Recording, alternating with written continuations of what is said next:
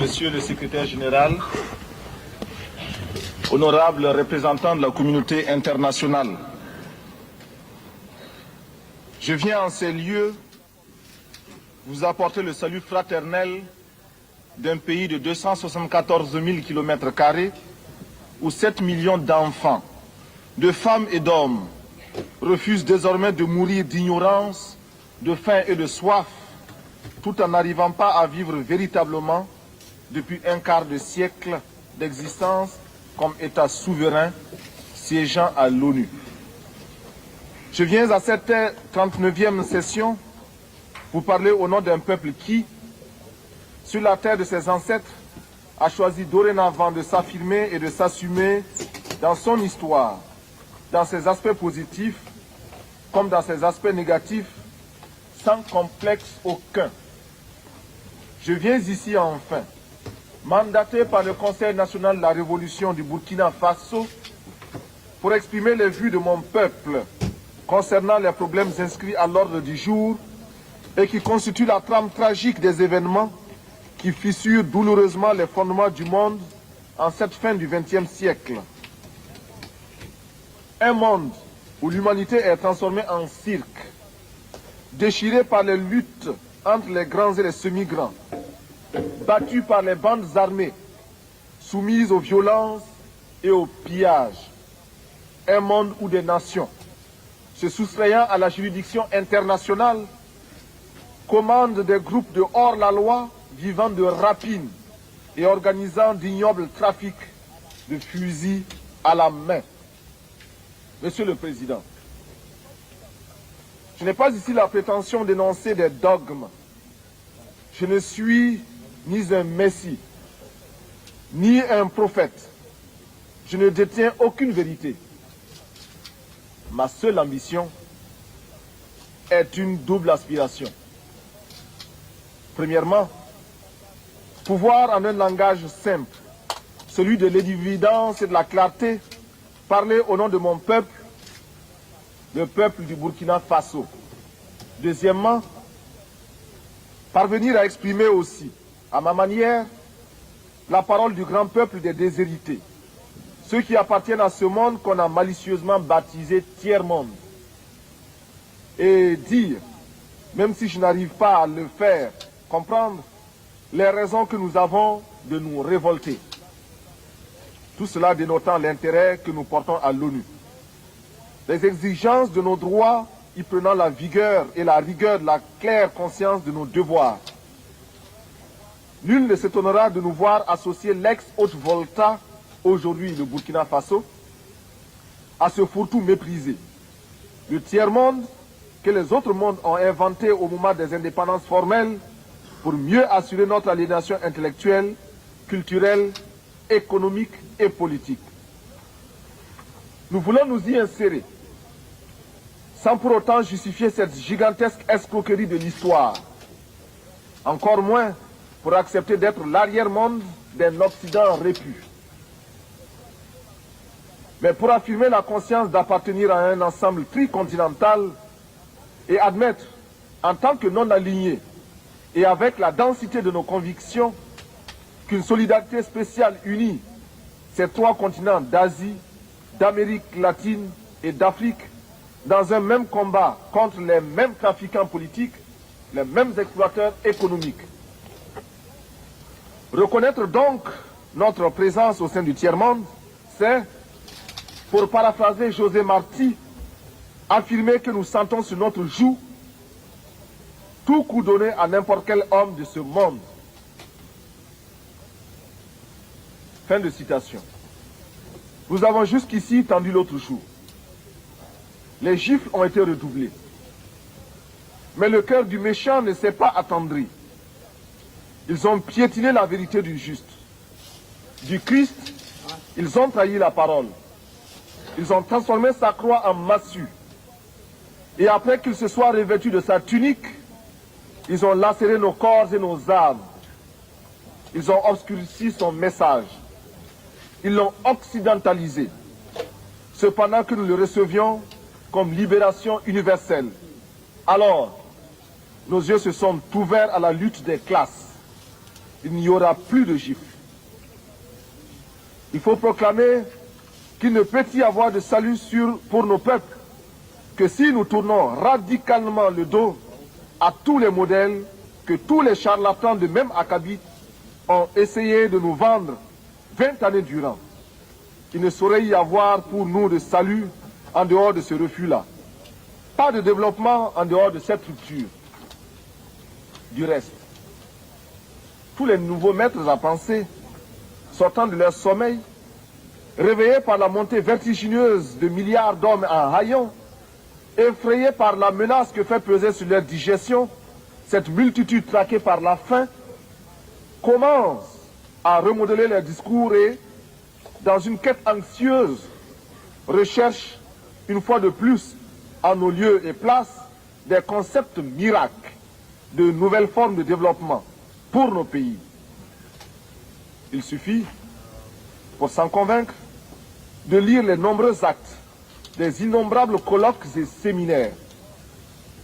Loin de moi l'idée de tourner en ridicule les efforts patients de ces intellectuels honnêtes qui, parce qu'ils ont des yeux pour voir, découvrent les terribles conséquences des ravages imposés par les 10 spécialistes en développement dans le tiers-monde. La crainte qui m'habite, c'est de voir les résultats de tant d'énergie confisquée par les prospéros de tout genre pour en faire la baguette destinée à nous renvoyer à un monde d'esclavage maquillé au goût de notre temps. Cette crainte se justifie, d'autant plus que la petite bourgeoisie africaine diplômée, sinon celle du tiers-monde, soit par paresse intellectuelle, soit plus simplement parce que, ayant goûté au mode de vie occidental, n'est pas prête à renoncer à ses privilèges. De ce fait, elle l'oublie que toute vraie lutte politique postule un débat théorique rigoureux et elle refuse l'effort de réflexion pour inventer des concepts nouveaux à la hauteur du combat meurtrier qui nous attend. Consommatrice passive et lamentable, elle se regorge de vocables fétichisés par l'Occident, comme elle le fait de son whisky et de son champagne. Dans ces salons à l'harmonie douteuse, on recherchera en vain, depuis les concepts de négritude et d'African personality, marqués maintenant par les temps, des idées vraiment neuves, issues des cerveaux de nos grands, entre guillemets, intellectuels. Le vocabulaire des idées nous viennent d'ailleurs.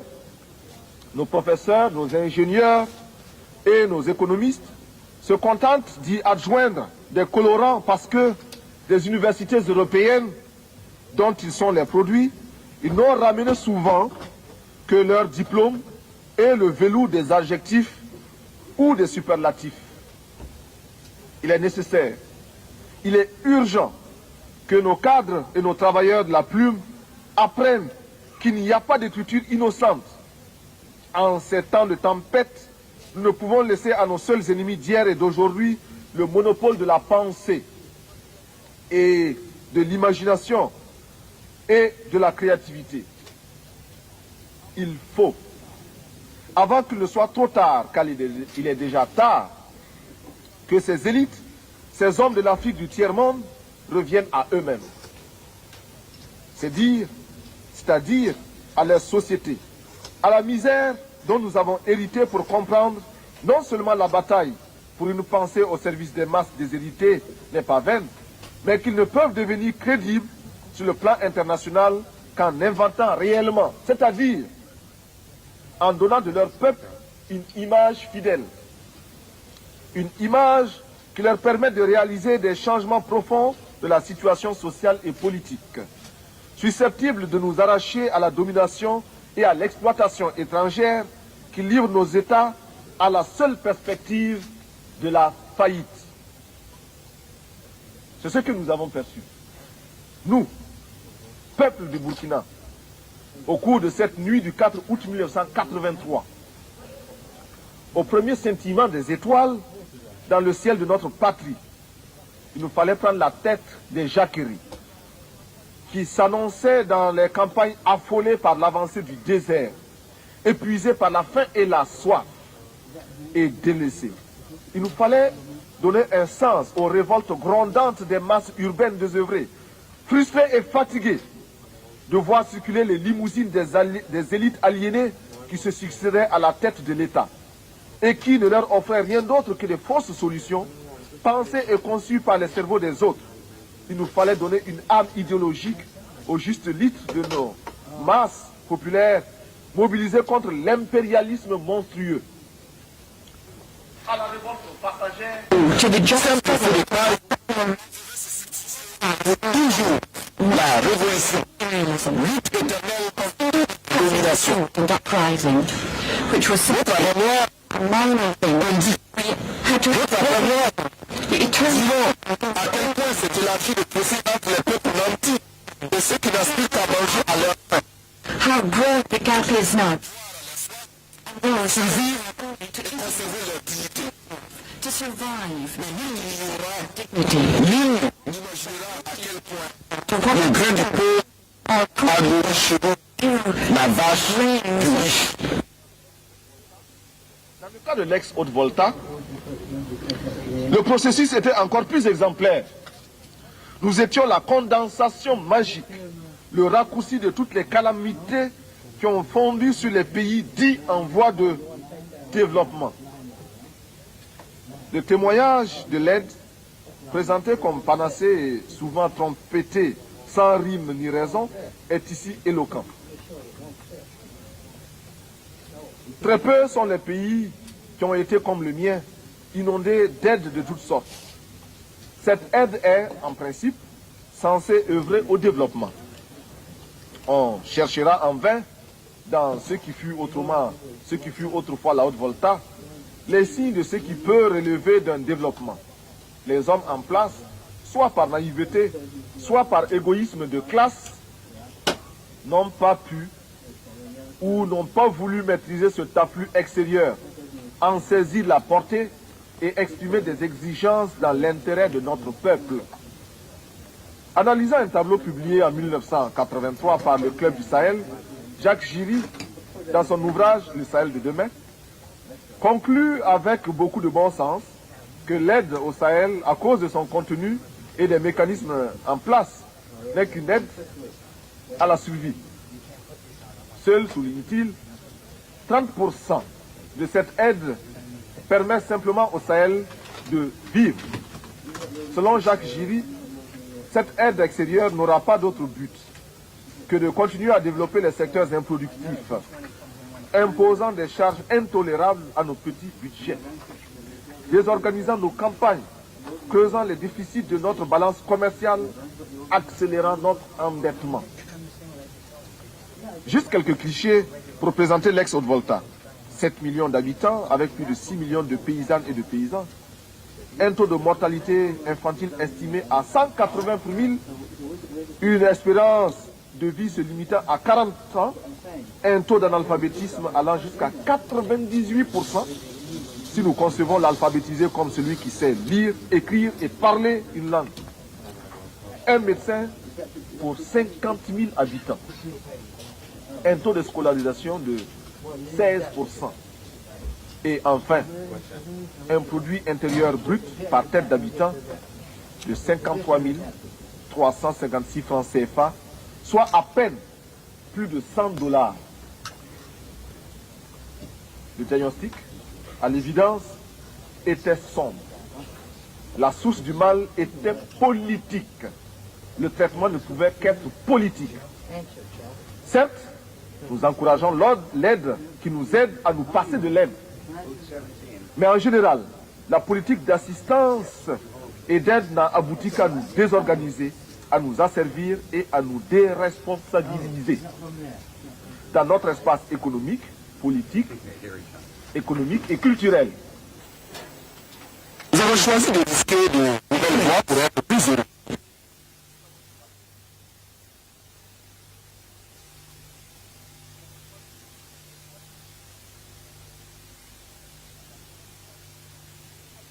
Rejetant de manière abrupte et définitive toute état extérieur pour créer ainsi les conditions de dignité à la hauteur de nos ambitions.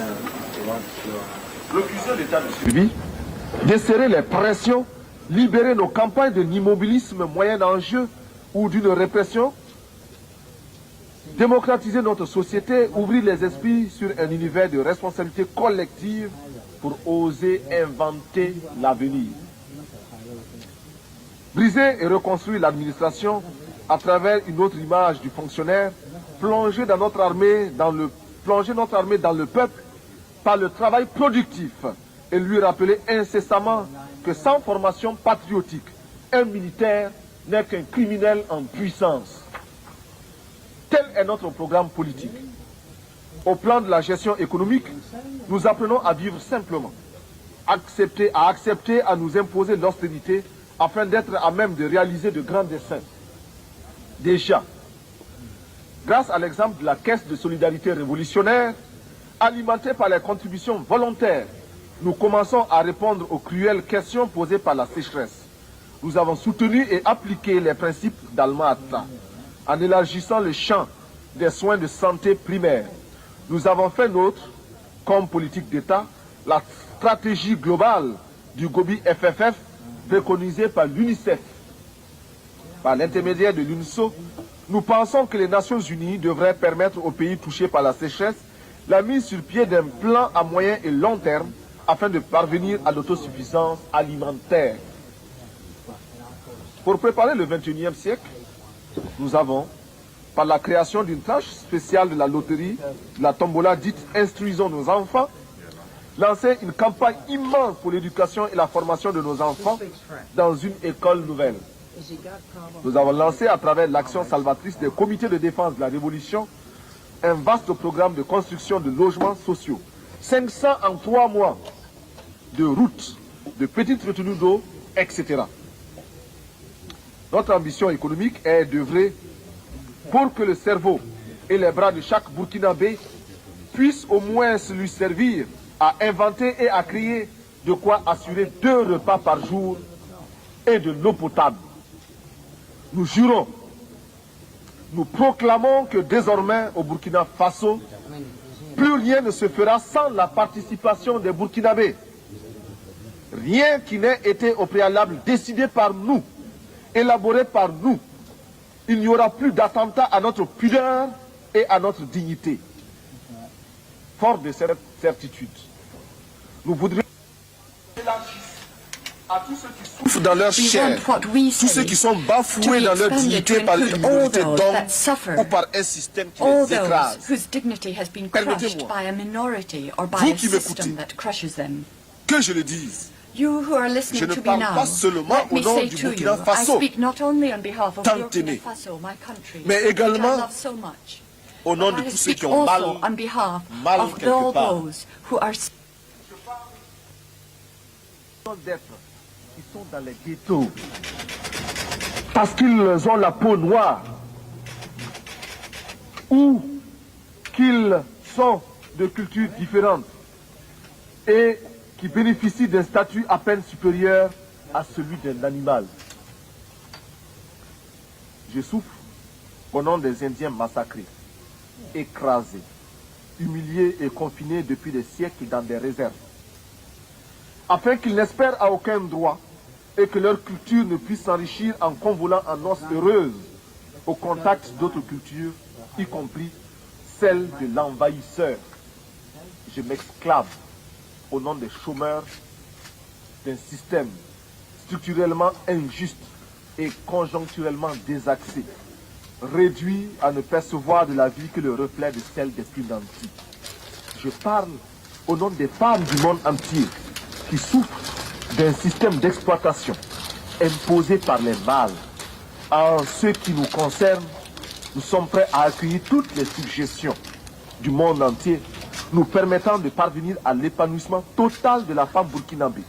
En retour, nous donnons en partage à tous les pays l'expérience positive que nous entreprenons avec des femmes désormais présentes à tous les échelons de l'appareil d'État et de la vie sociale au Burkina Faso. Des femmes qui luttent et proclament avec nous que l'esclave qui n'est pas capable d'assumer sa révolte ne mérite pas que l'on s'apitoie sur son sort. Cet esclave répondra seul de son malheur s'il se fait des illusions sur la condescendance suspecte d'un maître qui prétend l'affranchir. Seule la lutte libère. Et nous en appelons à toutes nos sœurs de toutes les races pour qu'elles montent à l'assaut pour la conquête de leurs droits. Je parle au nom des mères de nos pays démunis qui voient mourir leurs enfants de paludisme ou de diarrhée, ignorant qu'il existe pour les sauver des moyens simples que la science des multinationales ne leur offre pas, préférant investir dans les laboratoires de cosmétiques et dans la chirurgie esthétique pour les caprices de quelques femmes ou d'hommes dont la coquetterie est menacée par les excès de calories de leurs repas trop riches et d'une régularité à vous donner, non, plutôt à nous donner, à nous autres du Sahel, le vertige.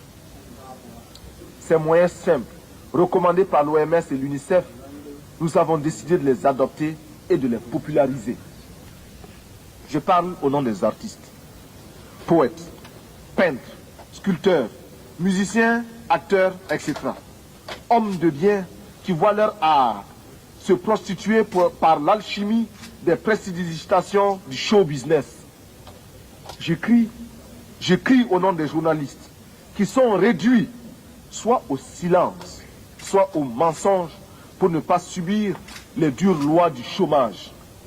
Je proteste au nom des sportifs du monde entier dont les muscles sont exploités par les systèmes politiques ou les négociants de l'esclavage moderne des stades.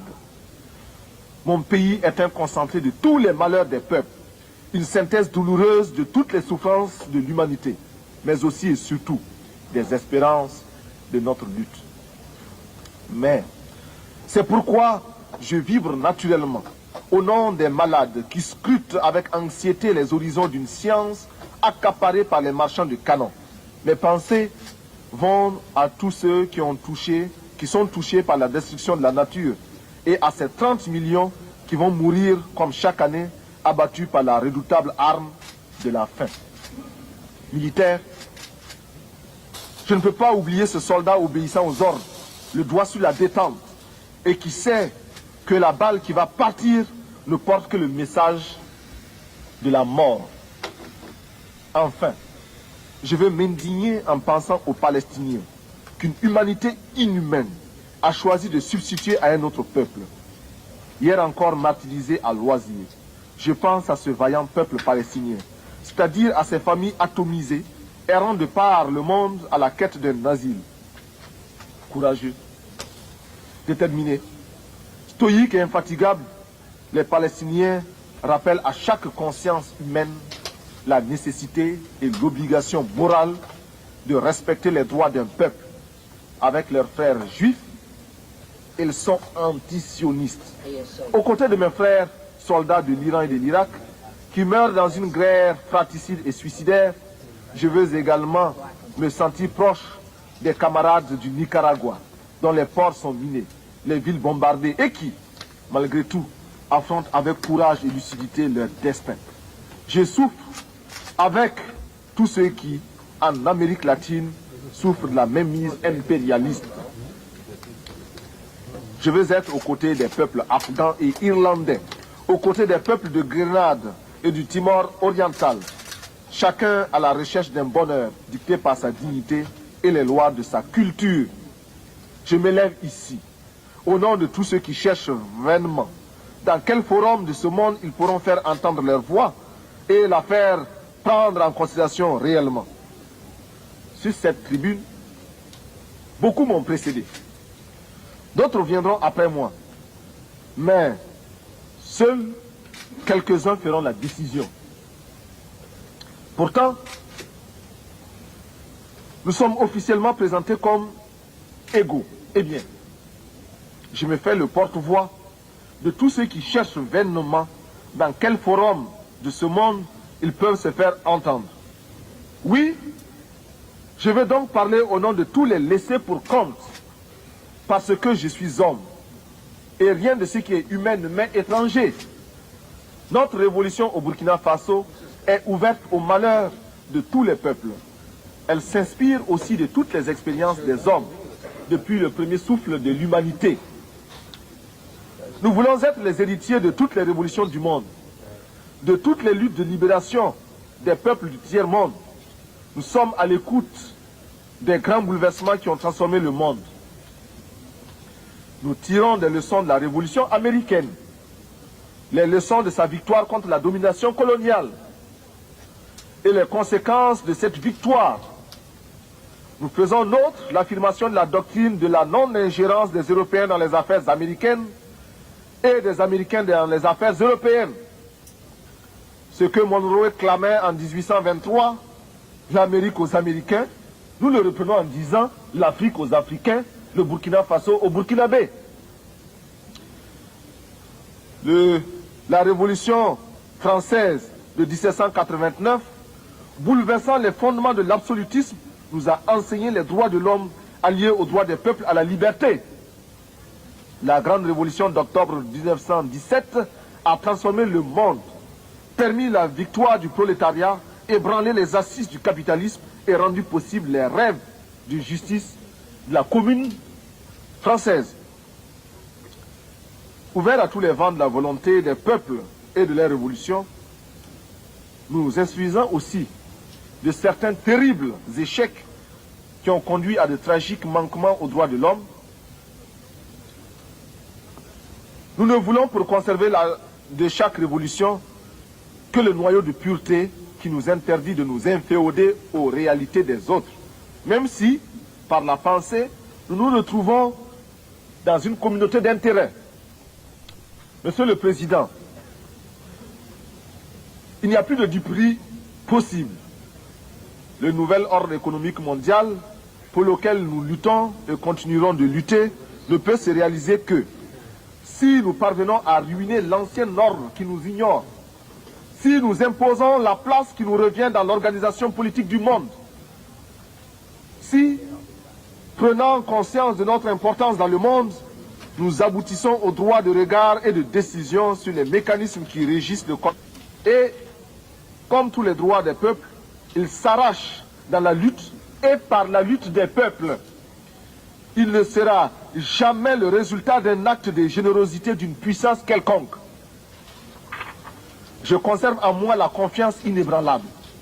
Confiance partagée avec l'immense communauté des pays non alignés que sous le coup de boutoir de la détresse hurlante de nos peuples, notre groupe va maintenir sa cohésion, renforcer notre pouvoir de négociation collective, se trouver des alliés parmi toutes les nations, commencer de concert avec ceux qui peuvent encore nous entendre, l'organisation d'un système de relations économiques internationales véritablement nouveau.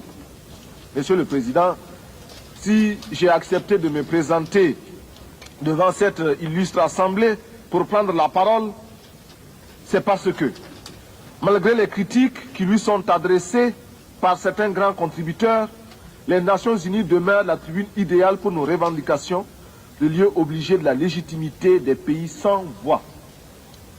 C'est cela qu'exprime avec beaucoup de justesse notre secrétaire général lorsqu'il écrit, je cite, « L'Organisation des Nations Unies est unique, en ce qu'elle reflète les aspirations et les frustrations de nombreux pays et groupements du monde entier. Un des grands mérites est que toutes les nations, y compris celles qui sont faibles, opprimées ou victimes de l'injustice, il s'agit de nous, peuvent, même lorsqu'elles sont confrontées aux dures réalités du pouvoir, y trouver une tribune et s'y faire entendre. Une cause juste, même si elle ne rencontre que revers ou indifférence, peut trouver un écho à l'Organisation des Nations Unies. Cet attribut de l'organisation n'est pas toujours prisé, mais il n'est pas moins essentiel. » Fin de citation. On ne peut mieux définir le sens et la portée de notre organisation. Aussi, est-il pour chacun de nous un impératif catégorique de consolider les assises de notre organisation, de lui donner les moyens de son action. Nous adoptons en conséquence les propositions faites à cette fin par le secrétaire général pour sortir l'organisation des nombreuses impasses, soigneusement entretenues par le jeu des grandes puissances, afin de la discréditer aux yeux de l'opinion publique. Monsieur le Président, Reconnaissant les mérites, même limités de notre organisation, je ne peux que me réjouir de la voir compter de nouveaux adhérents. C'est pourquoi la délégation burkinabé salue l'entrée du 159e membre de notre organisation, l'État du Brunei Darussalam.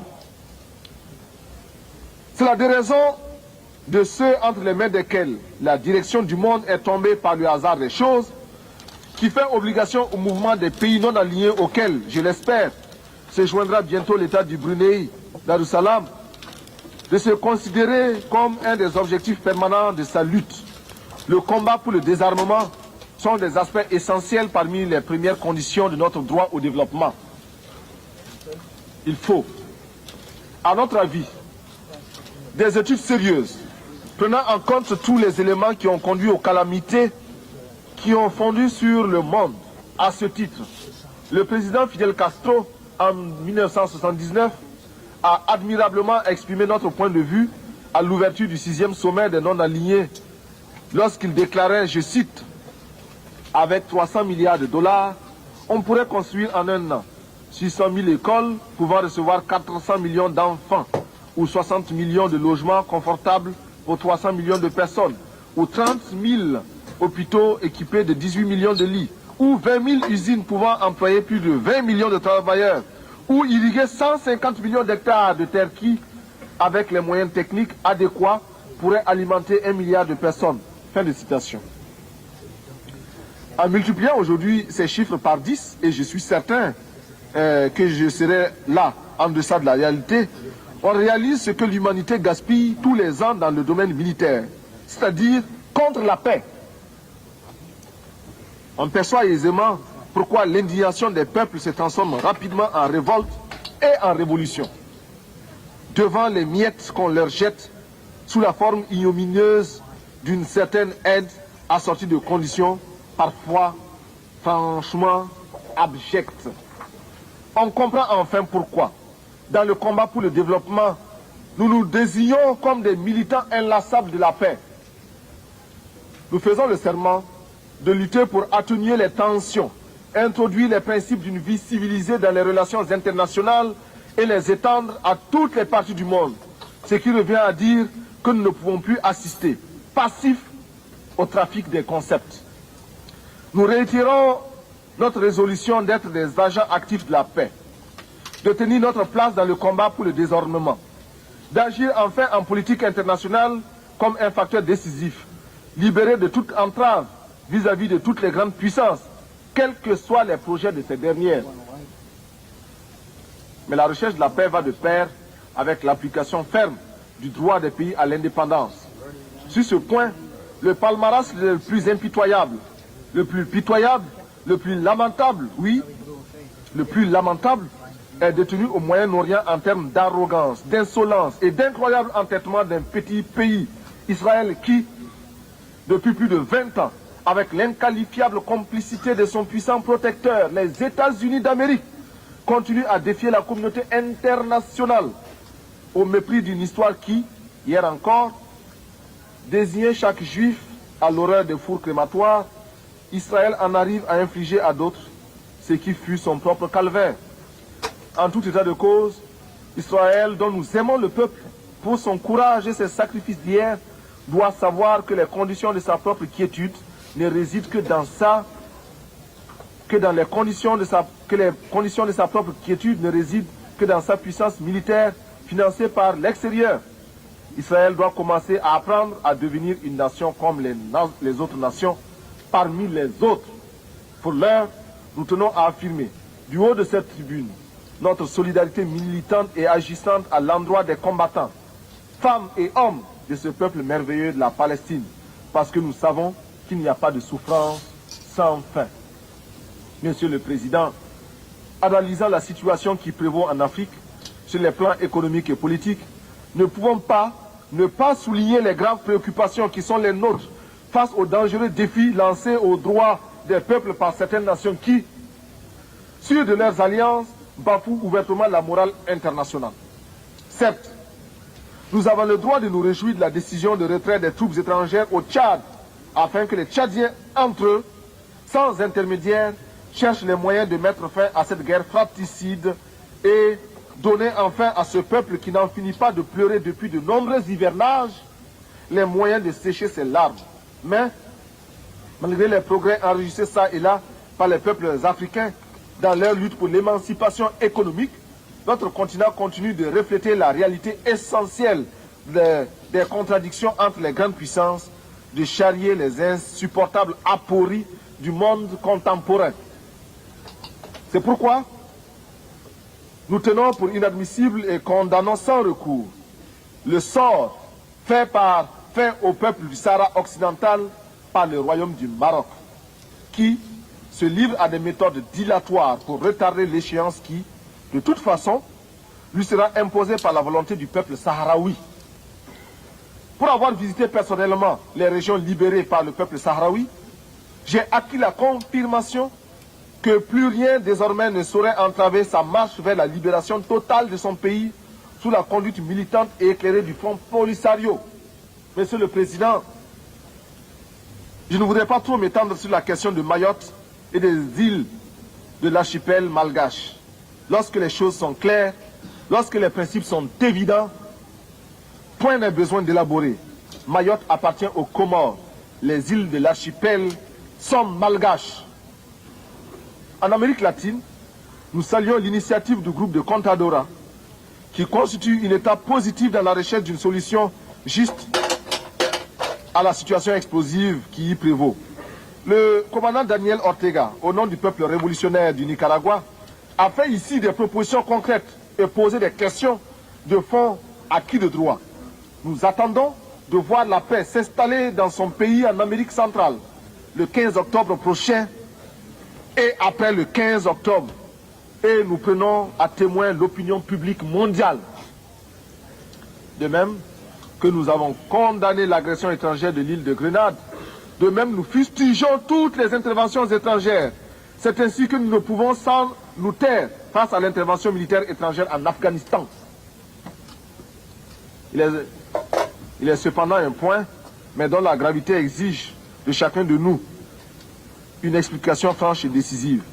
Cette question, soumettre impunément ses voisins aux lois du banditisme. Non. Le plus abject, le plus humiliant pour la conscience humaine, c'est qu'elle soit parvenue à banaliser le malheur des millions d'êtres humains qui n'ont pour se défendre que leur poitrine et l'héroïsme de leurs mains nues. Sur de la complicité des grandes puissances et de l'engagement actif de certaines d'entre elles à ses côtés, ainsi que de la criminelle collaboration de quelques tristes dirigeants africains, la minorité blanche ne se gêne pas pour ridiculiser les États membres, les États d'âme de tous les peuples qui, partout à travers le monde, trouvent intolérable la sauvagerie des méthodes en usage dans ce pays. Il fut un temps où les brigades internationales se constituaient pour aller défendre l'honneur des nations agressées dans leur dignité. Aujourd'hui, malgré la purulence des plaies que nous portons tous à nos flancs, nous allons voter des résolutions dont les seules vertus, nous dira-t-on, seraient de conduire à la résipiscence une nation de corsaires qui détruit le sourire comme la grêle tue les fleurs. Monsieur le Président, nous allons bientôt fêter le 150e anniversaire de l'émancipation des esclaves de l'Empire britannique. Ma délégation souscrit à la proposition des pays d'Antigua et de la Barbade de commémorer avec éclat cet événement qui revêt pour les pays africains et le monde noir une signification d'une très grande importance. Pour nous, tout ce qui pourra être fait, dit ou organisé à travers le monde au cours des cérémonies commémoratives devra mettre l'accent sur le terrible écho payé par l'Afrique et le monde noir au développement de la civilisation humaine. Écho payé sans retour et qui explique sans aucun doute les raisons de la tragédie d'aujourd'hui sur notre continent. C'est notre sang qui a nourri l'essor du capitalisme, rendu possible notre dépendance présente et consolidé notre sous-développement. On ne peut plus escamoter la vérité, trafiquer les chiffres.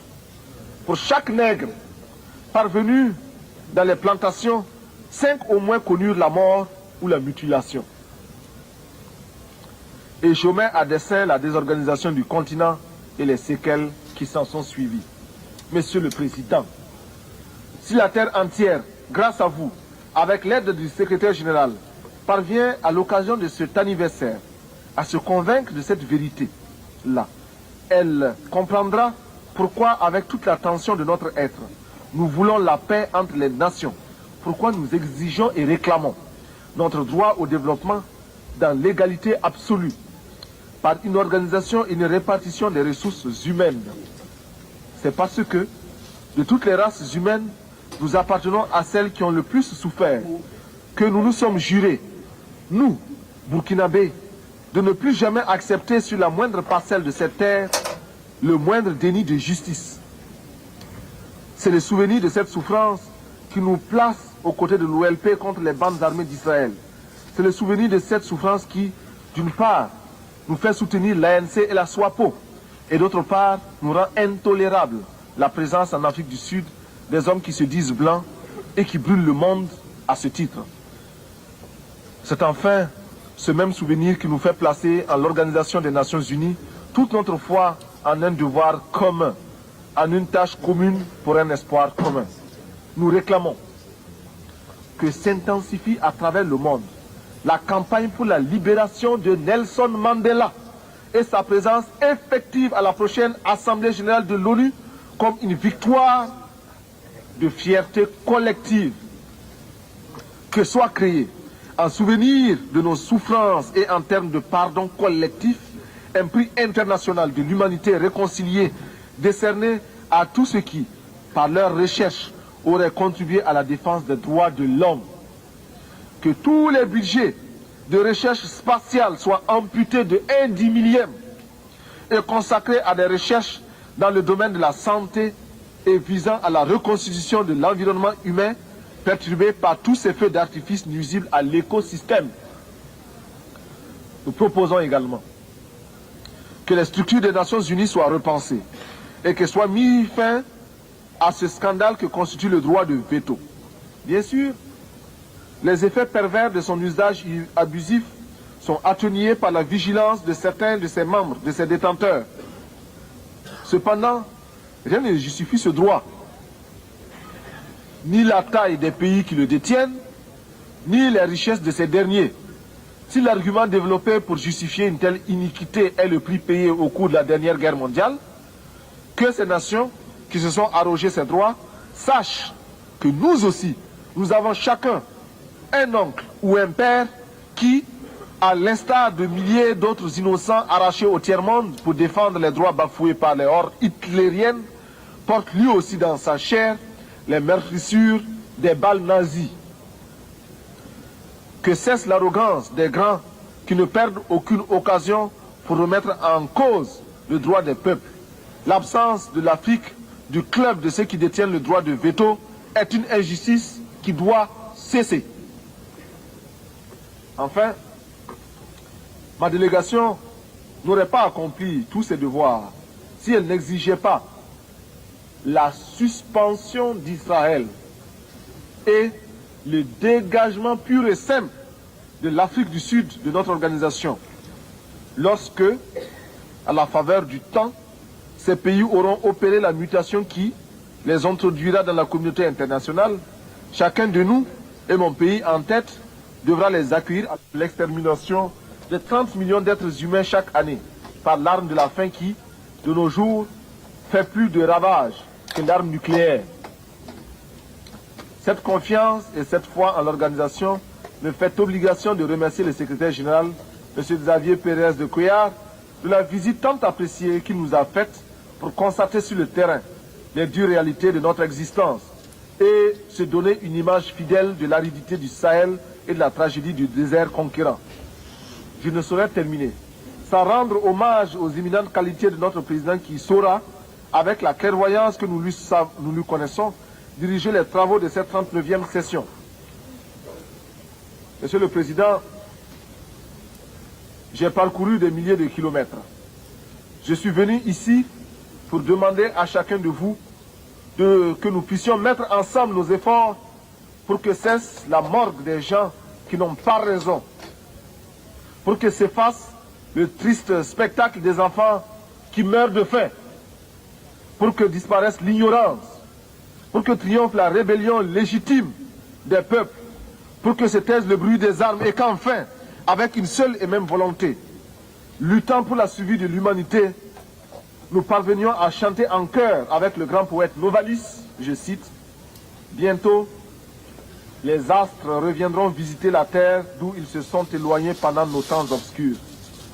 Le soleil déposera son spectre sévère, reviendra étoilé parmi les étoiles. Toutes les races du monde se rassembleront à nouveau après une longue séparation.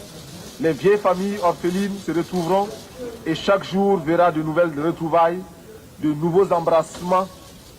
Alors, les habitants du temps jadis reviendront vers la terre. En chaque tombe se réveillera la cendre éteinte. Partout brûleront à nouveau les flammes de la vie. Les vieilles demeures seront rebâties, les temps anciens se renouvelleront et l'histoire sera le rêve d'un présent à l'étendue infinie. À bas la réaction internationale, à bas l'impérialisme, à bas le néocolonialisme, à bas le fantoschisme. Gloire éternelle aux peuples qui luttent pour leur liberté. Gloire éternelle aux peuples qui décident de s'assumer pour leur dignité. Victoire éternelle aux peuples d'Afrique, d'Amérique latine et d'Asie qui luttent. La patrie ou la mort, nous vaincrons. Je vous remercie.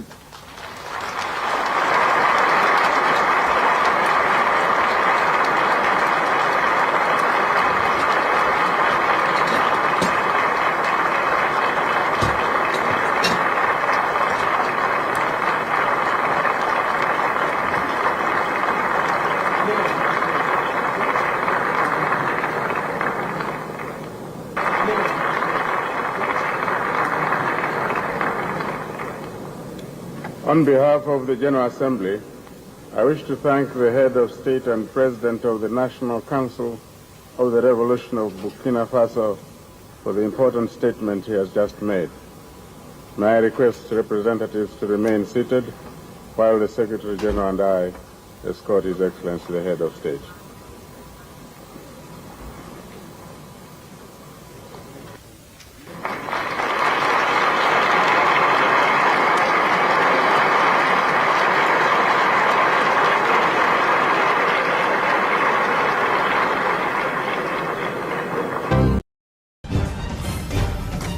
Afrique Média, le monde, c'est nous.